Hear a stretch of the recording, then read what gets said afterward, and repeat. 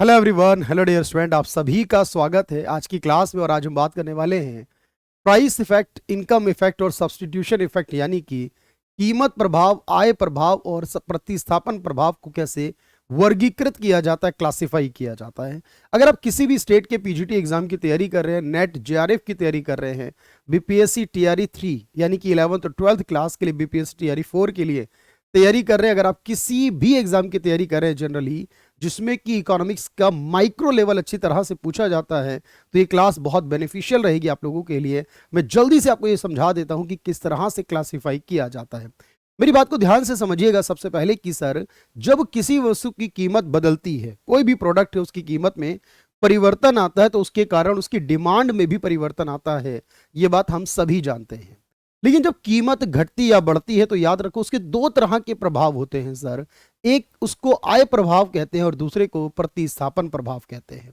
यानी कि जब किसी वस्तु की कीमत कम हो जाती है सामान्य तौर पर, तो एक व्यक्ति की इनकम में कोई बदलाव नहीं होता। मान लीजिए कि मेरे पास 1,000 रुपए हैं और कोई सामान जो है वो 100 रुपए की कीमत का आता है और मेरे पास 1,000 रुपए हैं। अगर वो सामान अब 80 रुपए का आने लग जाए तब भी मेरे 1,000 रुपए 1,000 ही रहेंगे, उसमें परिवर्तन नहीं होगा। याद रखना, कीमत बदलने पर इंसान की जो मॉनेटरी इनकम होती है, जो मौद्रिक आय होती है, उसमें कोई परिवर्तन नहीं होता है। लेकिन उस वैल्यू की जो रियल पावर होती है, जो परचेजिंग पावर होती है, यानी उस 1,000 रुपए की कीमत में, वैल्यू में मैं 100 रुपए की कीमत वाले 10 प्रोडक्ट खरीद सकता था। आज भी वो 1,000 ही रुपए है मेरे पास, लेकिन अब क्योंकि कीमत 100 रुपए से कम होकर 80 रुपए हो चुकी है, तो अब मैं कह सकता हूं कि मैं उस प्रोडक्ट के लगभग 12.5 प्रोडक्ट खरीद सकता हूं। क्योंकि मैं पहले 10 खरीदता था, 12.5 खरीद पाऊंगा। इसका मतलब है कि उसकी रियल वैल्यू इंक्रीज हो गई है। याद रखिए, इन दोनों शब्दों में मॉनेटरी वैल्यू में कोई फर्क नहीं है। वो एक ही 1,000 है, लेकिन उसकी रियल वैल्यू बढ़ जाएगी अगर कीमत कम हो जाती है। और जब रियल वैल्यू बढ़ेगी तो इंसान ज्यादा खरीदेगा। इनकम बढ़ने की वजह से जब ज्यादा खरीदता है, उसको इनकम इफेक्ट कहा जाता है, उसको आय प्रभाव कहा जाता है। लेकिन दूसरी तरफ याद रखिए कि जब एक वस्तु की कीमत कम हो जाती है, वो दूसरी के मुकाबले सस्ती भी हो जाती है। अगर दो वस्तुएं हैं तो एक दूसरे की तुलना अगर की जाए तो दूसरे के मुकाबले सस्ती भी हो जाती है सर। और जब वो सस्ती हो जाती है तो हम उसकी डिमांड और ज्यादा करते हैं। यानी डिमांड दो वजह से बढ़ी है कि कीमत जब कम हुई, एक तो इंसान की रियल इनकम बढ़ गई, वास्तविक आय बढ़ गई, इस कारण से डिमांड बढ़ गई। दूसरा ये कि दूसरी वस्तु के मुकाबले वो चीप हो गई और जो चीप होगी उसकी डिमांड ज्यादा करेंगे। ऑब्वियस है कि जब डिमांड ज्यादा करेंगे सर, कुछ इस वजह से इसे सब्स्टिट्यूशन कहते हैं। अब हमें बस ये क्लासिफाई करना है कि दोनों को किस तरह डिवाइड करेंगे, कि टोटल प्राइस इफेक्ट में से कितना इनकम का है, कितना सब्स्टिट्यूशन का है। इसको सीख लीजिए मेरे साथ आज की क्लास में। पहले देखिएगा प्राइस इफेक्ट क्या होता है। अपनी कीमत में परिवर्तन से मांग की मात्रा पर पड़ने वाले प्रभाव को, कीमत की वजह से जो प्रभाव होगा उसको कीमत प्रभाव यानी प्राइस इफेक्ट कहते हैं। जो टोटल प्राइस इफेक्ट होता है, हम उसको इनकम इफेक्ट और सब्स्टिट्यूशन इफेक्ट यानी कि आय और प्रतिस्थापन प्रभाव में विभाजित करते हैं। यानी कि income effect plus substitution effect करेंगे तो ये प्राइस इफेक्ट बनेगा। और इसको हमें दो लोगों ने समझाया है। हिक्स के द्वारा क्लासिफिकेशन हुआ है, याद रखना, और एक स्लेट्स्की है, उनके द्वारा क्लासिफिकेशन। इन दोनों ने यह वर्गीकरण करना हमें सिखाया है। दूसरी बात ये मैंने आपको बताई कि इसमें से इनकम इफेक्ट क्या होगा सर। देखो, इनकम इफेक्ट मैंने कहा, जब किसी भी वस्तु की कीमत गिरेगी तो उपभोक्ता की मौद्रिक आय में कोई फर्क नहीं पड़ रहा है, लेकिन उसकी वास्तविक आय बढ़ जाएगी। और वास्तविक आय बढ़ने पर वो ज्यादा माल खरीद पाएगा, उस सामान को खरीद पाएगा। और इसी प्रभाव को आय प्रभाव का नाम देंगे, जो कि सकारात्मक या नकारात्मक कुछ भी हो सकता है। याद रखिएगा, जो आय प्रभाव है वो सकारात्मक या नकारात्मक कुछ भी हो सकता है। अगर आय के बढ़ने से, रियल आय के बढ़ने से मांग बढ़ रही है तो ये सकारात्मक हुआ। अगर रियल आय बढ़ने से मांग कम हो रही है, ये नकारात्मक हुआ। अब याद रखिएगा, जब कोई वस्तु सामान्य होती है, नॉर्मल गुड्स कहते हैं जिसे हम, उसका आय के साथ जो संबंध बनता है सामान्य वस्तु का, वो धनात्मक होता है। और कीमत के साथ जो संबंध बनता है किसी सामान्य वस्तु का, वो ऋणात्मक होता है, वो नेगेटिव होता है। इंफीरियर कहते हैं इस तरह की गुड्स को जहां पर कीमत बढ़ने का असर इंपैक्ट नहीं करता है, लेकिन इनकम के बढ़ने पर जब उसकी वास्तविक आय बढ़ जाती है तो वो डिमांड करना कम कर देता है। यानी आय के साथ जिस वस्तु का नेगेटिव रिलेशन बन जाएगा सर, उसी को आपने बोलना है इंफीरियर। और एक गिवन गुड्स बताऊंगा आपको मैं, जहां कीमत के साथ जो संबंध होगा, मांग का, कीमत के साथ जो मांग का संबंध होगा वो धनात्मक होगा। ये बात याद रखिएगा। यानी कीमत के बढ़ने पर डिमांड बढ़ जाएगी या घटने पर डिमांड घट जाएगी, वो आपके पास गिवन गुड्स कहलाएगा। तो अर्थात यह कहने का सर, आय प्रभाव जो होगा रियल आय के बढ़ने की वजह से होगा। यह सकारात्मक और नकारात्मक कुछ भी हो सकता है अलग अलग प्रकार की वस्तुओं पर। लेकिन जब हम कहते हैं सब्स्टिट्यूशन इफेक्ट, क्या होगा सर, जब एक वस्तु की कीमत गिरती है तो दूसरी वस्तु यानी कि y के मुकाबले अगर x की बात करूं, वो सस्ती हो जाती है। इस सस्ते होने के कारण हम उसकी ज्यादा मांग खरीदते हैं और इसीलिए आप उसकी ज्यादा प्राथमिकता खरीदते हैं। इसको प्रतिस्थापन प्रभाव कहते हैं। और याद रखना, ये हमेशा ऋणात्मक होता है। अगर ये बात दिमाग में रहेगी आपके, सर प्राइस इफेक्ट जो है पॉजिटिव या नेगेटिव हो सकता है, इनकम इफेक्ट पॉजिटिव नेगेटिव, लेकिन सब्स्टिट्यूशन सिर्फ नेगेटिव होगा, यह पॉजिटिव नहीं हो सकता। बस अब देखिएगा, ध्यान से बात को समझिएगा। अब मैंने कहा कोई सामान्य वस्तु है, मैंने क्या कहा, देखो सामान्य वस्तु में जो प्राइस इफेक्ट होगा, भाई मैंने क्या कहा, सामान्य वस्तु में कीमत बढ़ेगी तो मांग कम होगी, तो जो प्राइस इफेक्ट होता है वो नेगेटिव होगा। बात याद रखना, सामान्य वस्तु का प्राइस इफेक्ट जो होगा वो नेगेटिव होगा और इनकम इफेक्ट जो होगा वो पॉजिटिव होगा। जो इनकम इफेक्ट है वो आपका पॉजिटिव होगा, ये बात याद रखनी है आपको। एक ऋणात्मक होगा, दूसरा धनात्मक। और मैंने कहा जो सब्स्टिट्यूशन होता है वो तो होता ही नेगेटिव है। जो सब्स्टिट्यूशन होता है वो तो सिर्फ और सिर्फ नेगेटिव होता है, ये बात आपको याद रखनी है। अगर अब देखिएगा, इन तीनों का कॉम्बिनेशन बनाएंगे जब हम, तो मैंने आपको क्या सिखाया भाई, मैंने आप लोगों को सिखाया है कि सर जो प्राइस इफेक्ट होता है हमेशा, वो प्राइस इफेक्ट जो है वो इनकम और सब्स्टिट्यूशन के जोड़ के बराबर होता है। वो इनकम और सब्स्टिट्यूशन के जोड़ के बराबर होगा। यानी प्राइस इफेक्ट जो होगा वो इनकम इफेक्ट होगा प्लस में सब्स्टिट्यूशन इफेक्ट होगा। अब देखिएगा ध्यान से भाई, आपको एक बात पता चल गई कि जो सब्स्टिट्यूशन इफेक्ट होगा वो तो सिर्फ और सिर्फ नेगेटिव होगा। जो सब्स्टिट्यूशन होगा वो सिर्फ नेगेटिव होगा, जो इनकम होगा वो यहां पॉजिटिव होगा, आपने बताया। और साथ में मैंने कहा जो प्राइस इफेक्ट होगा यहां पर वो नेगेटिव होगा। अगर आपको ये तीनों वैल्यू पता है, सोच के बताइए मुझे, तो इसका एक अर्थ ये भी निकलेगा सर कि ये नेगेटिव तब होगा जब इस पॉजिटिव वाले से ये नेगेटिव वाला बड़ा होगा। ये तो याद हो गया मुझे कि प्राइस नेगेटिव होगा, इनकम पॉजिटिव होगा, सब्स्टिट्यूशन का नेगेटिव ही होता है हमेशा। लेकिन एक और बात सीखने को मिली मुझे यहां पर कि सब्स्टिट्यूशन इफेक्ट ज्यादा स्ट्रॉन्गर होगा, प्रतिस्थापन प्रभाव ज्यादा मजबूत होगा।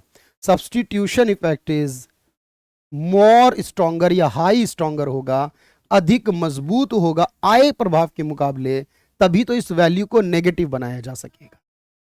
बहुत ध्यान से बात को समझिएगा, नोट कर लीजिएगा अगर आप कर रहे हैं तो। अब मेरे भाई बात समझिएगा, सर गिवन गुड्स क्या होती है। देखो गिवन गुड्स वो होती है जिसका प्राइस के साथ जो संबंध होता है, कीमत के बढ़ने पर जिसकी मांग बढ़ती है, यानी कि यह संबंध पॉजिटिव होता है। यह संबंध पॉजिटिव होगा। अगर मैं इनकम के साथ बात करूं, इनकम के साथ बात करूं तो आपको सीखने को मिल जाएगा अभी इनकम के साथ कैसा होगा ये, क्योंकि सब्स्टिट्यूशन की अगर आप बात करोगे तो आप ऑलरेडी जानते हो कि सब्स्टिट्यूशन तो सिर्फ और सिर्फ हर केस में नेगेटिव ही हो सकता है। सब्स्टिट्यूशन कभी पॉजिटिव नहीं हो सकता, सब्स्टिट्यूशन तो सिर्फ और सिर्फ नेगेटिव होगा। अब मेरी बात ध्यान से सुनना, आपने कहा सर एक होता है प्राइस इफेक्ट, हम इसको डिवाइड करते हैं income effect plus substitution effect में, इस तरह से। अब मैं जानता हूं यहां पर कि मेरा सब्स्टिट्यूशन कैसा होगा, नेगेटिव होगा सर, मेरा प्राइस कैसा होगा, पॉजिटिव होगा। बोलो हाँ सर, ये मुझे पता है प्राइस पॉजिटिव होगा, सब्स्टिट्यूशन नेगेटिव होगा।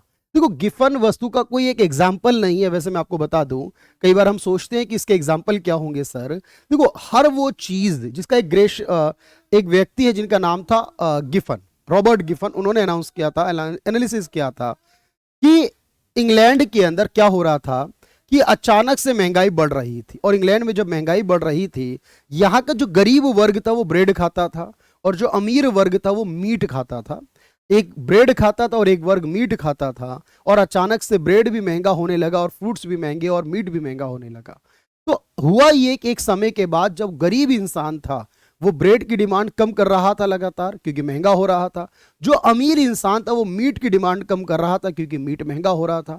लेकिन एक समय के बाद ऐसा हुआ कि अमीर इंसान का जो पेट है वो भरना बंद हो गया मीट खाने से, और गरीब का पेट भरना बंद हो गया ब्रेड खाने से।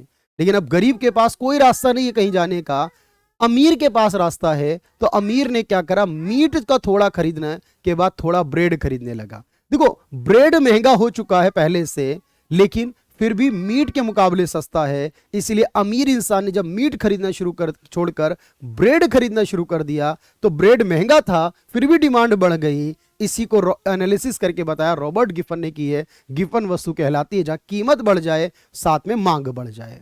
अच्छा, इंफीरियर में क्या होता है कि जब कोई चीज इनकम बढ़ती है हमारी, सोचिए ध्यान से सर, कोई इंसान कोई भी पैसा कमाता है और उसकी इनकम बढ़ती है तो किसी भी सामान की ज्यादा क्वांटिटी खरीदता है, लेकिन जब बहुत इनकम बढ़ जाती है ना तो वो उस सामान को छोड़कर उससे अच्छी क्वालिटी के सामान को पर चला जाता है, वो उसकी डिमांड कम कर देता है और किसी और प्रोडक्ट की क्वालिटी जो अच्छी क्वालिटी है वो खरीदने लगता है। यानी आय बढ़ने के बाद डिमांड कम कर दे जिस चीज की, वो इंफीरियर है भाई। तो याद रखना सर ये नेगेटिव है ये पॉजिटिव मुझे पता है, तो ये क्या होगा सर, ये पॉजिटिव ही हो सकता है क्योंकि ये पॉजिटिव नेगेटिव को खत्म करके ये पॉजिटिव बनेगा। और याद रखना यहां पर जो इनकम इफेक्ट होगा, यहां पर जो आय प्रभाव होगा, जो इनकम इफेक्ट होगा वो ज्यादा स्ट्रॉन्गर होगा। यहां पर जो इनकम इफेक्ट होगा वो ज्यादा स्ट्रॉन्गर होगा। क्यों? क्योंकि सर तभी तो ऐसा होगा कि ये दोनों को एनालिसिस एडजस्ट करके ये प्लस की वैल्यू दिखाएगा।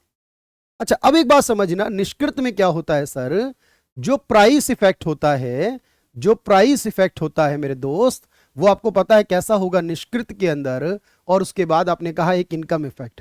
क्योंकि निष्कृत यानी कि जो घटिया वस्तु की कैटेगरी है, मैंने बताया जहां आय के बढ़ने पर मांग कम हो जाती है, जहां आय के बढ़ने पर मांग कम हो जाती है, याद रखना नेगेटिव होता है। और सब्स्टिट्यूशन तो हर केस में नेगेटिव ही होता है, सब्स्टिट्यूशन तो आपने कहा सर नेगेटिव ही होता है, और इनकम मुझे पता है नेगेटिव होगा मेरे दोस्त। तो मुझे जरा सोच के बताइएगा कि सर ये प्राइस है, मेरा प्राइस इफेक्ट है, ये मेरी इनकम इफेक्ट है, और ये मेरा सब्स्टिट्यूशन इफेक्ट है, ये मेरा नेगेटिव ही होता है हर हाल में। इस केस में ये भी नेगेटिव होगा, दोनों नेगेटिव। तो नेगेटिव नेगेटिव जोड़ूंगा तो वैल्यू बड़ी आएगी और नेगेटिव ही आएगी, यानी इसमें भी ये नेगेटिव होगा। यहां पर सारे इंपैक्ट जो होंगे वो नेगेटिव होंगे। चलिए अगले क्वेश्चन को देख लीजिए और मुझे बता दीजिए कि सर इसमें क्या सवाल पूछेगा एग्जामिनर। ध्यान से देख लिया आपने सभी को। तो पहला सवाल है कि कीमत प्रभाव किसके बराबर होता है? कीमत प्रभाव किसके बराबर होता है बताइए मुझे। तो आप कहोगे सर हमने दो भागों में विभाजित करके बता दिया, सब्स्टिट्यूशन और इनकम इफेक्ट को जोड़ने पर जो बनेगा वो हमारा कीमत प्रभाव हो जाएगा, इन दोनों का सम हो जाएगा। अगला क्वेश्चन ये है यहां पर हमारे पास, पहले समझिएगा कि अगर कोई भी वस्तु है, जनरली तौर पर मैंने कहा कि उसका प्रतिस्थापन प्रभाव कैसा होता है, तो आप कहेंगे कि जो प्रतिस्थापन प्रभाव होता है वो सिर्फ और सिर्फ कैसा होता है, वो नेगेटिव होता है, यानी कि अपोजिट होता है, नेगेटिव होता है प्रतिस्थापन प्रभाव। बेहद आसान है। अच्छा, सिलेट्स्की के द्वारा जो वर्गीकरण किया गया वो किस चीज का किया गया? सिलेट्स्की के द्वारा मैंने कहा हिग्स और सिलेट्स्की ये दो ऐसे पर्सनैलिटी हैं सर जिन्होंने आय प्रभाव का विभाजन करा है इनकम और सब्स्टिट्यूशन में, आय प्रभाव को डिवाइड करा है सब्स्टिट्यूशन और इनकम इफेक्ट के अंदर, ये सिलेट्स्की कहलाता है। अगर कोई वस्तु निष्कृत है, अगर कोई वस्तु इंफीरियर है, तो उस वस्तु के केस में जो आय का प्रभाव होगा वह कैसा होगा? सर इंफीरियर उसे कहते हैं जहां आय बढ़ने पर मांग घट जाती होगी, आय बढ़ने पर मांग घट जाए उसको नेगेटिव कहते हैं। निष्कृत वस्तुओं के केस में यह नेगेटिव होगा, ऋणात्मक होगा। अगर मैं कहूं सिलेट्स्की के बारे में तो हमने याद कर ही लिया है सर यहां पर।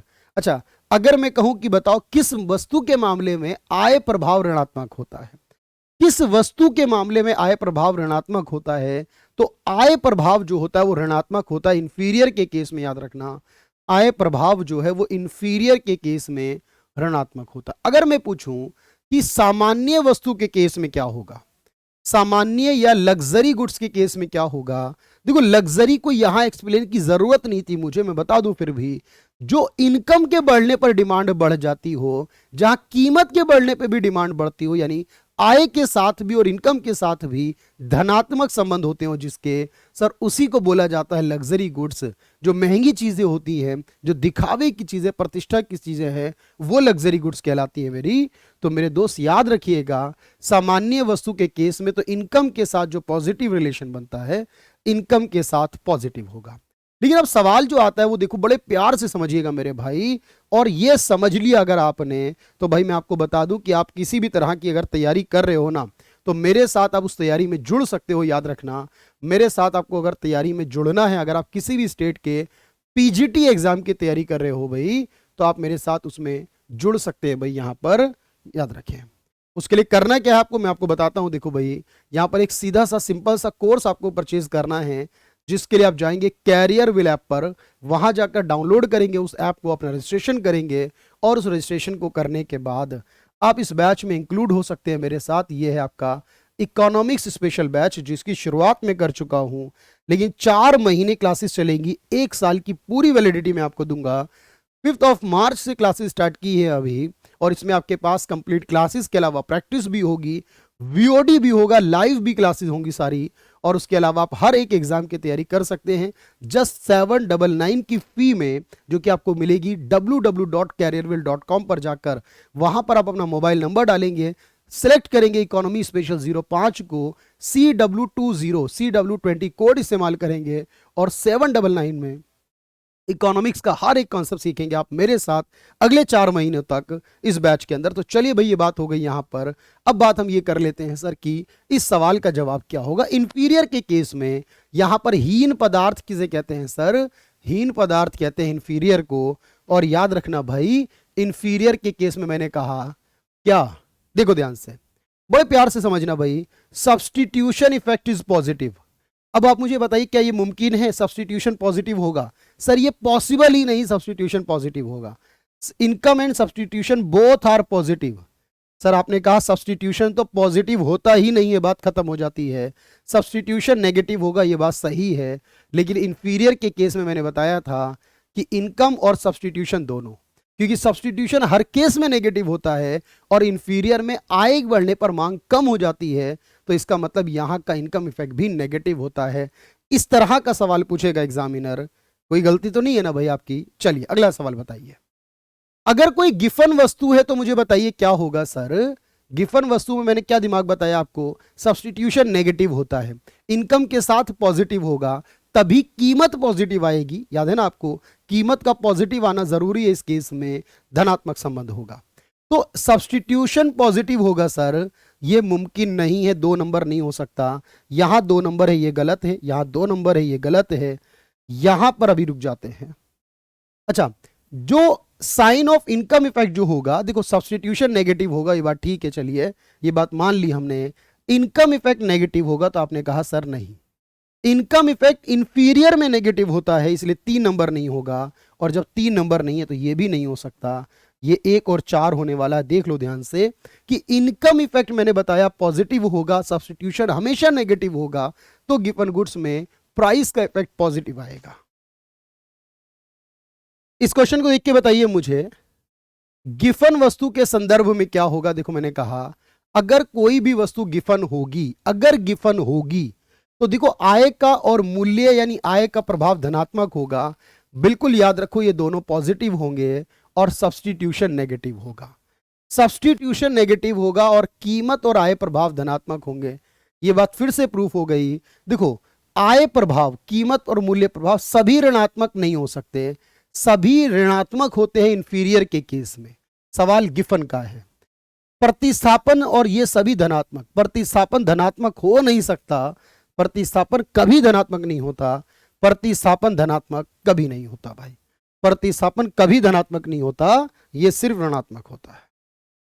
अगला क्वेश्चन क्या कहता है? चलिए भाई, गिफन वस्तु के केस में एक बार फिर देखिएगा ध्यान से, तो आपको फिर समझ में आ रहा होगा। सर गिफन वस्तु के केस में आपने बहुत आराम से बताया प्रतिस्थापन धनात्मक हो नहीं सकता। याद रखना, प्रतिस्थापन धनात्मक हो नहीं सकता, याद रखना, प्रतिस्थापन और आय दोनों ऋणात्मक होंगे, वो इंफीरियर में होते हैं। सर ये पॉसिबल नहीं है, तो इनकम पॉजिटिव होगा और सब्स्टिट्यूशन तो हमेशा नेगेटिव होता है। याद रखना, ये गिफन वस्तु हो जाएगी। बेहतरीन सवाल है। अच्छा, कीमत प्रभाव जब होता है, याद रखो भाई इस सवाल में, आखिरी सवाल को देखो। सर जब कीमत बदलती है तो मैंने कहा था एक इंसान की जो रियल इनकम है वो बदलती है, जो प्राइस का रेशो है, कीमत बदलेगी तो प्राइस बदलेगा। लेकिन एक इंसान की जो मॉनेटरी इनकम है, मैंने कहा था उसकी जेब में 1000 रुपए है तो 1000 ही रहेंगे मॉनेटरी बेस, उसकी वैल्यू बढ़ जाएगी, परचेजिंग पावर, तो मॉनेटरी चेंज नहीं होगा यहां। तो आपने कहा अगर ये पूछे क्या चेंज नहीं होता, हम कहते हैं ओनली बी, जो चेंज नहीं होता, जो स्थिर रहता है, जो चेंज नहीं होता, वो ओनली बी है। और अगर सवाल में पूछते क्या चेंज हो जाता है, क्या स्थिर नहीं रहता, कीमत स्थिर नहीं रहती है, कीमत का अनुपात बदल जाता है, रियल इनकम बदल जाती है, लेकिन मॉनेटरी इनकम नहीं बदलती है मेरे भाई। इस तरीके के सवाल आएंगे और मुझे पूरी उम्मीद है कि इससे आपने बहुत प्यार से समझ लिया होगा। इसको नोट कर लीजिएगा, अपने पास संभाल कर रखिएगा इस कॉन्सेप्ट को पूरे को, और बिना डायग्राम बनाए, याद रखिए विदाउट डायग्राम आप इसको यूं ही सॉल्व कर देंगे। और बेहतरीन कॉन्सेप्ट की जानकारी के लिए जुड़ जाइए, डाउनलोड कर लीजिए कैरियर विल ऐप और ज्वाइन कर लीजिए इकोनॉमी स्पेशल 05। मिलते हैं क्लास के अंदर लाइव आप लोगों के साथ फिर से। Thank you everyone, thank you so much.